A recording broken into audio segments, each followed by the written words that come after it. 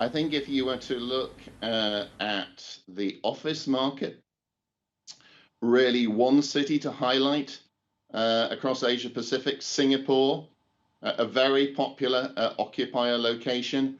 This year, we expect office rents to fall about 5%, but on a 5-year view, we are still expecting 3.3% growth, growth on average per annum over that period. Just after Right. that would be some of the emerging markets. Bangalore, Right. the city with Asia Pacific's fastest GDP growth and a major technology center. We're talking probably about something above 3% rent growth over 5 years. Behind that, maybe Melbourne, a major commercial center in Australia and a global center for biomedical research.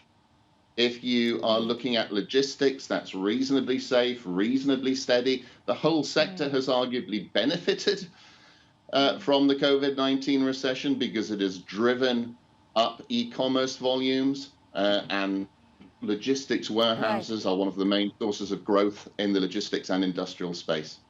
Right. Andrew, very quickly, what about the Hong Kong market and the China property market? We were, speaking with a few REIT players in the region, and they were talking about how they were balancing risk between managing occupancies and rental negotiations. And so what is the opportunity that you see in those markets?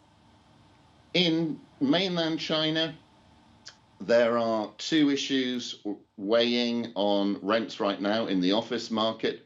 One is reduced demand arising from the COVID-19 recession. We are seeing pressure on net absorption in the major Chinese cities. The second is a wave of new supply, and that is particularly concentrated in Shanghai and Shenzhen.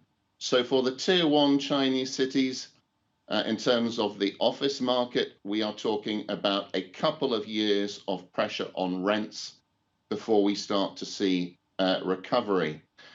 In Hong Kong, of course, is now in its second year of recession.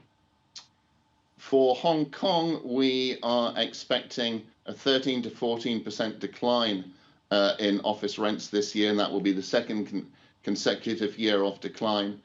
So Hong Kong is under some pressure, but one good thing for the Hong Kong office market is that by the end of this year, we no longer expect Hong Kong to be the most expensive office market in Asia. On average, we think Tokyo will be slightly ahead of Hong Kong by the end of this year. So Hong Kong, comparatively speaking, will look cheaper.